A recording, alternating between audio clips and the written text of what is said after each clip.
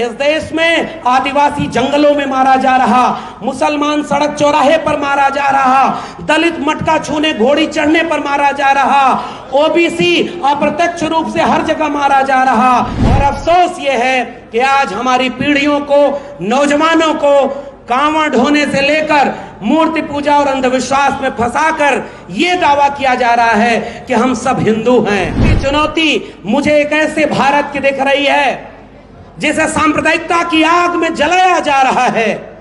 रोज हिंदू मुस्लिम मंदिर मस्जिद और तमाम तरह की लड़ाइयों में आपके असली सवालों को खत्म कर दिया गया है। आपकी शिक्षा बर्बाद कर दी गई है। आपके स्कूल कॉलेज विश्वविद्यालय निजी हाथों में बेच दिए गए हैं, मगर अफसोस कि आप उसके लिए आंदोलन नहीं कर पा रहे। इस देश को बिकने से बचाएं, इस देश को सांप्रदायिकता की आग से बचाएं।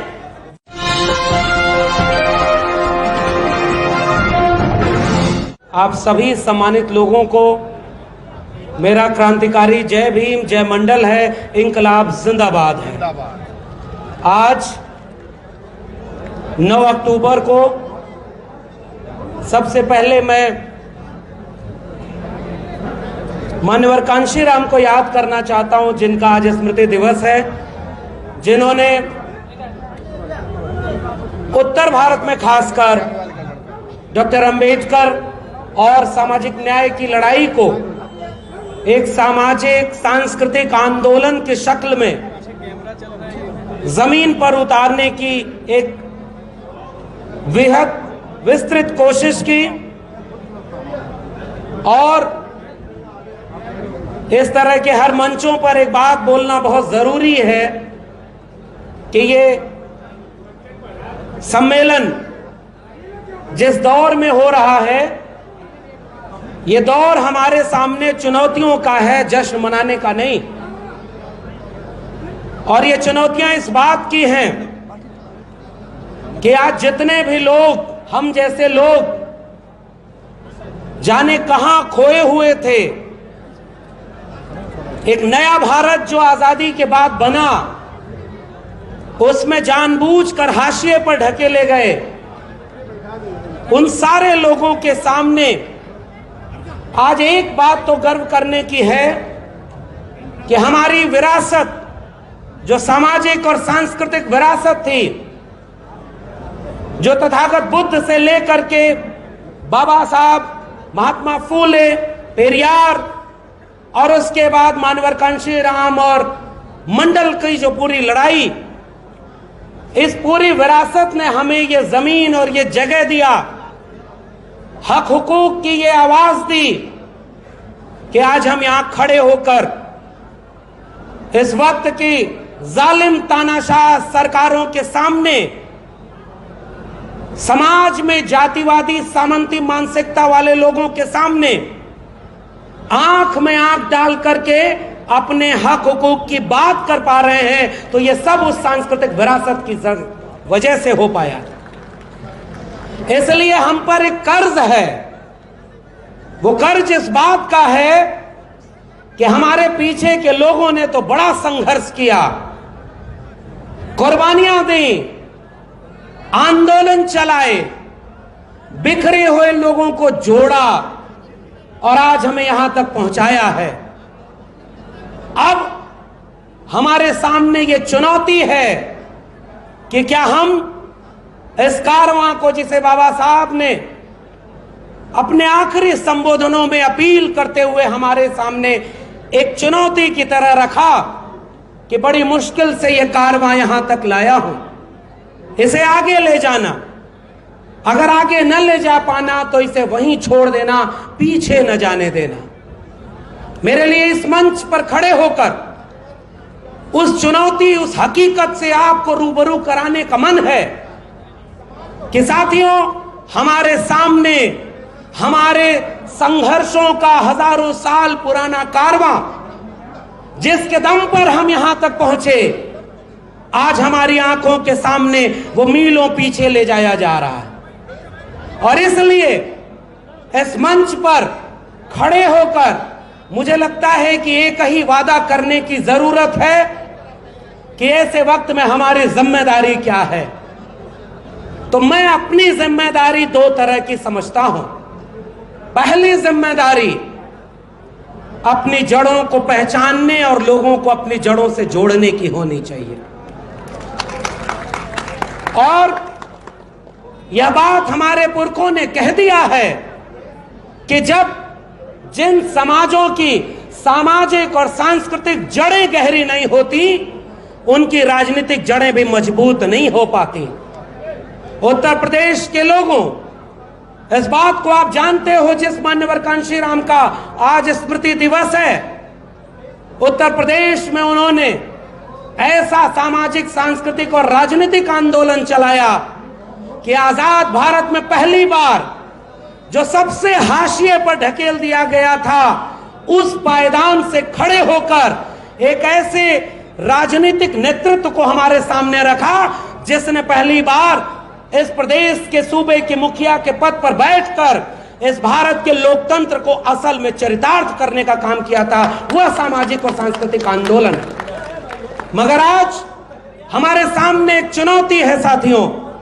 हमारे सामने वो तमाम तरह का दृश्य है जो आपको अपने बच्चों को जड़ों से न जुड़े होने के नाते उन्हें बरगलाने में कामयाब हो जा रहा है। वो उन्हें पाखंडी बना रहे, वो अंधविश्वासी बना रहे, वो कर्मकांड में फंसा रहे।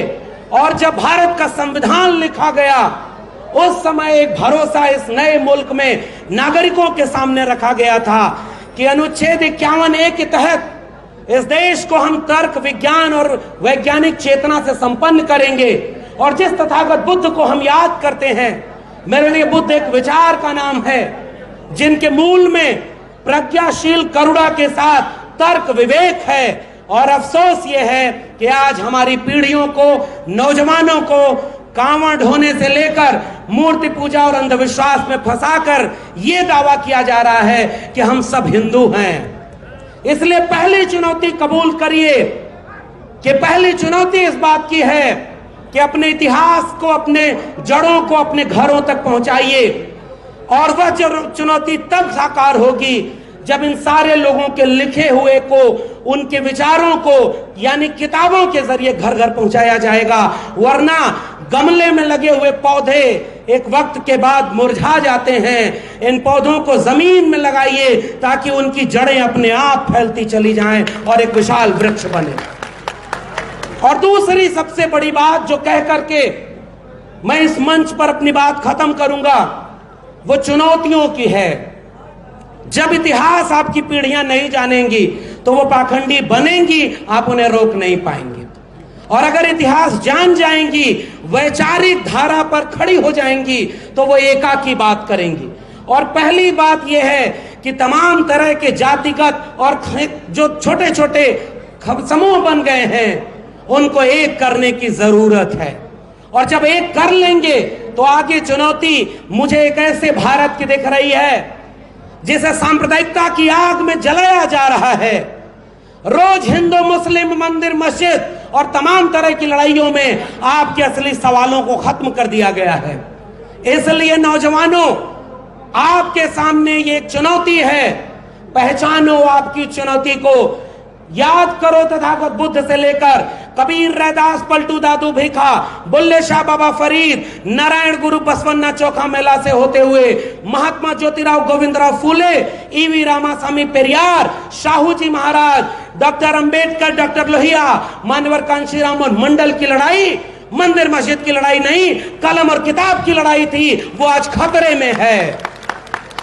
इसलिए ऐसे सम्मेलनों में अगर आप जुटते हैं, और भंते साहब का तो मैं शुक्रिया अदा करूंगा कि उन्होंने एक ऐसा गुलदस्ता सजाया है इस मंच पर जिसमें तमाम तरह के लोग जब एक मंच पर आकर के एक आह्वान करते हैं इस देश को कि उठो नौजवानों, आपकी शिक्षा बर्बाद कर दी गई है, आपके स्कूल, कॉलेज, विश्वविद्यालय निजी हाथों में बेच दिए गए हैं, मगर अफसोस कि आप उसके लिए आंदोलन नहीं कर पा रहे। आइए एक मुट्ठी बांधें और अपने कलम और किताब की लड़ाई को आगे ले जाएं। इस देश को बिकने से बचाएं, इस देश को सांप्रदायिकता की आग से बचाएं। वरना अफसोस ये होगा कि आज से कई सालों बाद जब आने वाली पीढ़ियां हमसे एक सवाल करेंगी कि तुम जब थे तो बाबा साहब का संविधान बचा हुआ था। तुम जब थे तो मंडल कमीशन की कुछ अनुशंसाएं सही लागू थी। तुम जब थे तो शिक्षा बची थी, रोजगार बचा था, थोड़ा ही सही स्वास्थ्य और जमीन बची थी, स्वाभिमान बचा था। और 25-50 साल बाद तुम हमें एक ऐसा भारत छोड़कर गए हो जिसमें न शिक्षा है, न रोजगार है, न सामाजिक न्याय है, न भारत का संविधान बचा है, न यह देश की जगह जमीन बची है। हम क्या जवाब देंगे? मैं आपसे गुजारिश करके अपनी बात खत्म कर रहा हूं कि इस देश में अब एक क्रांति की जरूरत है। बिना क्रांति के कोई बदलाव आने की जरूरत नहीं। और आखिरी बात, वो क्रांति विचारधारा से होगी। तथागत बुद्ध को याद करने वालों, अहिंसा और सत्य की बात, प्रज्ञाशील करुणा की बात आओ घर घर ले चले। शांति के साथ, अहिंसा के साथ, तर्क वैज्ञानिकता के साथ दो चीजों को जोड़ लो। इस देश में आदिवासी जंगलों में मारा जा रहा, मुसलमान सड़क चौराहे पर मारा जा रहा, दलित मटका छूने घोड़ी चढ़ने पर मारा जा रहा, ओबीसी अप्रत्यक्ष रूप से हर जगह मारा जा रहा। लेकिन हम बिखरे हैं। हमने जितने लोग उतने संगठन बना रखे हैं। आओ मिलकर एक उम्मीद बांधें। जो नारा डॉक्टर राम मनोहर लोहिया का था कि संसोपा ने बांधी गांठ, पिछड़ा पावे 100 में 60, उस नारे को महामना राम स्वरूप वर्मा जगदेव बाबू ने आगे बढ़ाया कि 100 में 90 शोषित हैं, शोषितों ने ललकारा है, धन धरती और राजपाट में 90 भाग हमारा है। उस आंदोलन को, उस लड़ाई को धन धरती राजपाट के, रोटी स्वाभिमान के, दवाई पढ़ाई कमाई सिंचाई के मुद्दे पर भारत के संविधान और मंडल कमीशन को बचाने के लिए घर घर चलें, एक आंदोलन खड़ा करें, तब जाकर के इस तरह के सम्मेलनों की सार्थकता होगी। आपने मुझे सुना, बहुत बहुत धन्यवाद। जय भीम, जय मंडल, संविधान जिंदाबाद, उल गुलाम जिंदाबाद, इंकलाब जिंदाबाद।